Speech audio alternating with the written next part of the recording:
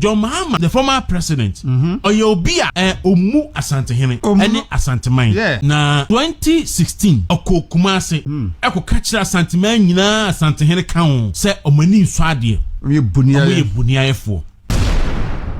Na Osai Bombesa, Oko Sachira Kruma, and Yenefit. We are not in Fidia Gukem, no boy in Tobia, Kumasi Mushia. On the 24th year, and NDC Amanyo Kuno, any more pump for Candy for Mahama, I see Dunketia, Ubu Samaj and Fee, a womb, any or more youth organizers. Now, I was your for mobile 24-hour economy Kumasia. Nan kan yim na pempi no mpanyin fo ne baha mo make sure so mbekọ menhia na makakọ chia na nanom na this time around no mantimi ubuso mo a there are many reasons omo de mema why che say no asem wo hoda da na che say em fine kosin enne dawro enne da se bre no godon atrase se no krabia ni sa asem no so mbeka ya omanfo NDC apen so o embra na oboase man se ekofom no eye Otumfour de na si fom ekọ eye John Dramani Mahama then president say omuhia support and confirm meme akra soldiers free enko keep peace na respond the free John Dramani Mahama by na nye de ye ochiremu asa asem ni BS was South Africa pen edi tututu na ewu ba ya wanya any respond na enei omo revamp such project na omo bo dwata kese o dwabo kese na omo na dasi ayin Otumfour say tutu address public no na all those tape no account with the discussions of course one of pejibre na yinti asem ni nchemu na okote wo ba bia ohun no kre ewo daru yes chairman Wontumi ekoka say when people vet yan say and wakoka say MPP ho ye vet na so no won the kingdom enti wa ayi abubo se hwan no edi ensemhunu a wo bebo no yes na okoka sa no yes waka de yenka god dasbre ama yakobo enipa pa si yenko e demonstration press conference chemba Wontumi a press conference ye wie no kokoso hene enso akwakobo Asantema council amane ema si entwe Otumfour ayi chemba Wontumi aboso dasbre John Mahama the former president Oyobia Omu Asantehene any Asanteman na 2016 Oko Kumase Eko Kachira Asanteman Yina Asantehene Kaon say Omani Swadi Bunia F4 Nti ono adwuma bebreba waya ma omu nyina achi no ombeto abetia no na osai bombesa akoko sa kira kroma enye ne fenti so odi gold kura be ya Asanteman mu nyina yemfi no anya ade Asanteman ni beso da owie no de mfidie gu kam no boye nti obi atwa Kumase hu hia ye bia ntimi anya hwe John Mahama wa Asanteman mu da sebre wentra eso kwa kogina boase ana wakwa sa ko di Otumfour atem se Otumfour ye trofo oh yes na obekaya 2017 or 2018 oboase mais na Anglo Gold for mais na egu no Otumfour na se tu kasai na okasai no okan se mais egu ema me ko Ghana man pen the then president Mahama ho ko ka kire ne se onya ho bibi oso ontimi nya ho hwe wa mu ame se ne nana no ho kire o mu ame ye tutu mais ni mu de safo abre no ebeto se ebeto ma no $1 oso me sremo oso mu de mu nye oso da bi ya mu anya ho hwe ene ye tutu mu na Akufo ado ba yi na Akufo ado na be bi mais no ame enwuma sai den e ba sentimentem odona edase ken sa asam na anya John Mahama de enti ahye de trim fit 2017 to 2018 no endra odu boase no wayi Otumfour ano se Otumfour ye trofo oboa ozo Otumfour ye otrofo odi ntro asante pacho boa me eni kan fa ye Otumfour set to video no na ye wia na fi yakobo John Mahama de no obechi aba Facebook a Movement TV on Facebook Movement TV on YouTube Mijna hadne o ma panye wadama ya rewoni anije na yedanyame ase se na wadama enne waso timi bie ne ahia ha ni yesa hwe oboase man ya egu ye kra na ye hwe se de be ye be sa pagya ma na gina ho bio na re ho ne se nipa nyina jetu mo se oboase agu kra Zom. na ye ne ho bibia enye ye Zom. na so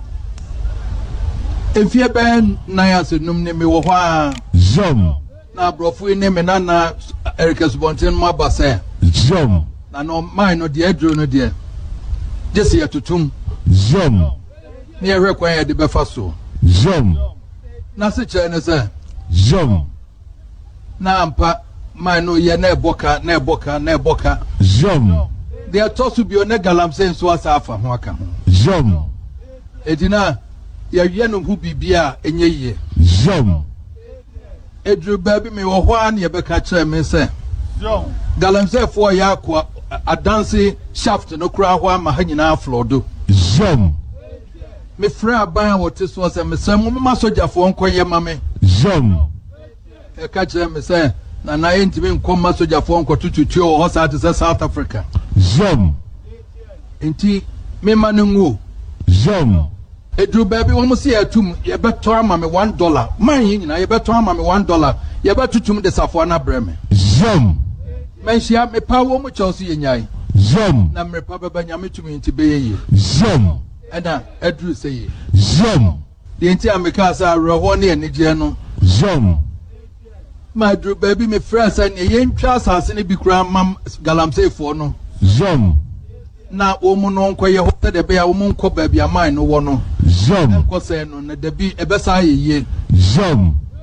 ni nyina ye nso na afi enye ye Zom. ni nyina abatwam na nyame ncha de Zom. free 2017 de enti ameka se ena ni je se o mampanyin akufo ado ena me ne no nyina gina ha ye bie man Zom. sanso oba ye na nibra ba mu a Zom. na ba na pia so a Zom. ma parliament ne bibia nhyehyɛ bi a wɔ se ye bia aya ene yenya man ya ene ye bebie Zom. All right, enti we ye Otumfour was say tutu na nanase nani agye amane wira asan yeden aho 2-in-1 2-in-1 sanse mampene akufo na ban e de ayi kanea bium esan eba oboase kodon da sebre se asemo a Otumfour kan yi anya John Mahama de abona to na godon pacho uwie a san koji 20 after the 2016 election Otumfour call United Nations General Assembly meeting eko kasa ye eka say ye to abawie no John Mahama se wonyi ntum se me frɛ no eba manhia ebetwi nanim pacho NDC for issue statement edidi Otumfour atem research statement no so mame ye konko tie John Mahama wo boase na yehu se Ashanti Gold sika koko a omutu efi ase no na kofom if you say ohwe mining companies ni bia Ashanti Gold eba Ghana mu eja omokra na gold omutu efi fom no abetwa oboase de no ho enti omankasa eba me ho 2014 the amended program of mining operations in Obuasi ebreme se aban ede ne sato so na ye ma omukwan a bebi omutu gold efri apem enti se omunya emfide foforo na nhihye foforo asa na omutimi awura asase no mu biom akọ na ye chensa enti se ye de ensa beto so a ene anka omude sa sika na ehia se omude be egu sa mine no mu ene companies bia ombetimi omo na ewo nimde omutimi ko asase mu sa ekoyi sika kokko omude sa companies ni na beba nana mampopu miti eno ane se me frame Minister of Lands and Natural Resources me se onfa ne nsato so ene ede to so eno omude sha ase ene ne friend ODD Obuasi Deeps Decline enti free sa 2014 ebe pem abra ye free aban mu 2016 na sa djumedie na omo ye no no modru emu 60% a omo to aso na yese aban bi kona aban bi aba enti 2016 ya corporate abato no ye ndi nkunim ene free so enti djumedie a ye sha ase no eno na aban ya eba ye djumedie ombe ye wo ha se omo launch Obuasi Deeps Decline a omo beto aso Nti saa edwuma no efi yabreso enso ekoba nipa bi etimu se Anglo Gold eba ye na ye mom kwan enyo mo edwuma ni ade nti aban foforo eba ye ansa na ombo edwuma no ekoso enye nokre ye ne ehya ase Yolanda Sibre Dero so wate akwa akodro boni o wo Otumfour kasa se Otumfour asmo kan no o se ye ko me ho ma me die nim kwa bampanifo dwoma ma so Otumfour nkan kore aso wa muamu o se Otumfour nkan kore na wo dwoma ama se odidi no mo ye kodu 60% aban we buy no be lanchi odidi na dwuma mo ye kodu 60% de na ba fro ba o sa be lanchi Some you could do 60% and 40% ya. I didn't 40% no side of the Dasebre, wapem so ti hui. Opem so e cratch new. Na mo you want to do 60% ya na obekase mo anje hwe. Cratch ni. Asante check video no ba kan ba nanka Dasebre opem so aba na aba be din tura kire Ghana for say. Mine no yes ye tutum ye de safo ebreme ye de paniampa so ye tumu de safane ye den. Ekokoma no. Ya tubo de safane command e ma na enya adwuma osi na Akufo-Addo ban bai e na osan ton safane na Akufo-Addo e san de transe e din kita na Akufo-Addo se na na e beya ama na se bi joma ma ko gina bo ase omo e kan sa no omo bo omo twan tro mo yenkontompofo Enji wa fretu na se tunfo se oyekontompo ni when Ashanti Youth Association for ye twen omo ye be head o me de beba when Ashanti Youth Association for ejadifo ma so me ye prima de so mo ye ejadifo ma wo e wo ahima wo dwem when ye twen omo se won beba no ma be se bibi e da kire Ghana for that when ye twen kokoso hene sa se kokoso hene na kwakudua when ye twen no so betumirika na wakwakobo bantuma hina mane na omatena se no maton safre former president Mahama because we bu asantima nim ti anya baako anya mienu anya miensa Dasebre we bu asantima nim ti asantima wira fia mahen ka asantima ye to ba wie 2016 Dasebre na ayedin Mahama I lose by 1 million vote adi kura Charlotte say Ekwa Charlotte say say obebi na no aka ono to say wo twen Mahama abe concede defeat Mahama so ay say onye enye kira na ne aye say ko na mai ayire sementa na obia nso egudwem etuko Otumfour na Fred Mahama no ka chense masa brabe concede defeat ayanku yanim oba na ni aye say ja na wo na nimu a nye obi na be ka cho se ne wa mia bi no be kan na ode koy Otumfour ko United Nations General Assembly meeting and ho kan say eye ahensam e wo Ghana tituru no manhia edu ba bie mu odin na obi antimi kana manhia eba e kasa asundwe timba Ghana na ba etu se and see and we say Otumfour kan wi ya na dwoma masoma Julius Zebra true statement Atemdidie. Onon ba sack a statement na send the copy ma Asante mami. Okay, send the copy ma Asante ni project him. Ni Asante me Asante me any kind e mo Otumfour asem o kan me just about a minute from it e United General Assembly meeting. Na yenkonkoti ye tie wi a na fe response a Mahama de bae no. Ni yenkonko hwe no so. Vote to bring the combatants into a quiet conclave to cool down passions and restore calm. At the conclusion of the last presidential and parliamentary elections, the country stood on the edge of disaster. The UN representatives and the diplomatic community were aghast, alarmed that Ghana was about to slip down the slope of electoral violence. Fortunately, the moral authority of the palace was at hand. We were able to intervene to persuade the losing candidate to accept his fate and to fly both candidates for a quiet encounter to pave the way for a smooth handover. These are the highest examples of the crucial roles behind the curtains when the moral force of traditional authority is harnessed to protect and sustain the peace, unity, and security of Ghana. The diplomatic it's been possible to bring the combatants into a quiet conclave to cool down passions and restore calm. At the conclusion of the last presidential and parliamentary elections, the country stood on the edge of disaster. The UN representatives and the diplomatic community were aghast, alarmed that Ghana was about to slip down the slope of electoral violence. Fortunately, the moral authority of the palace was at hand.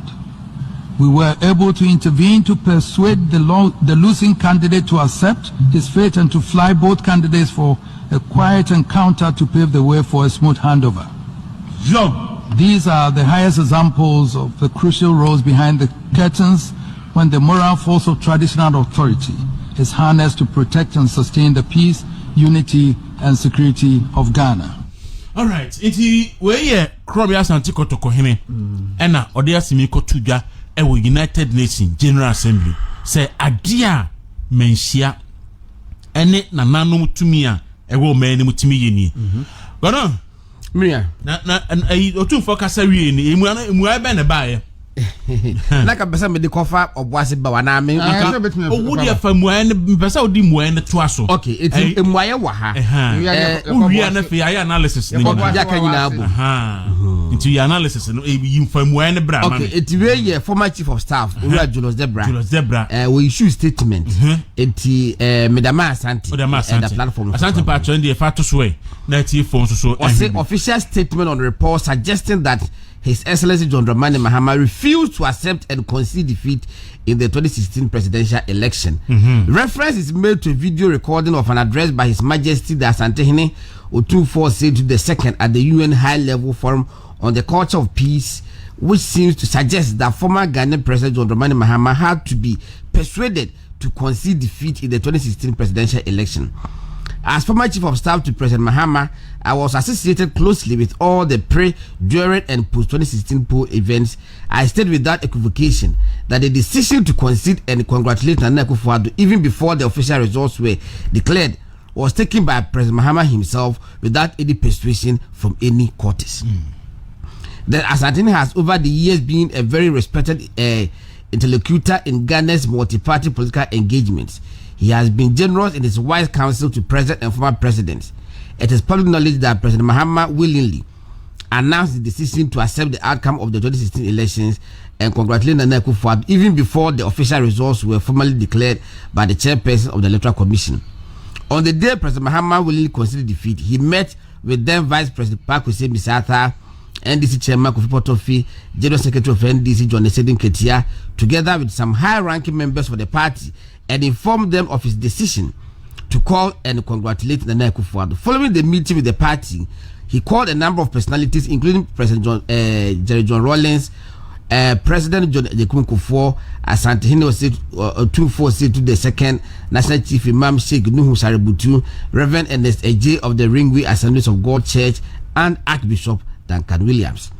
As Otumfour himself has already stated publicly,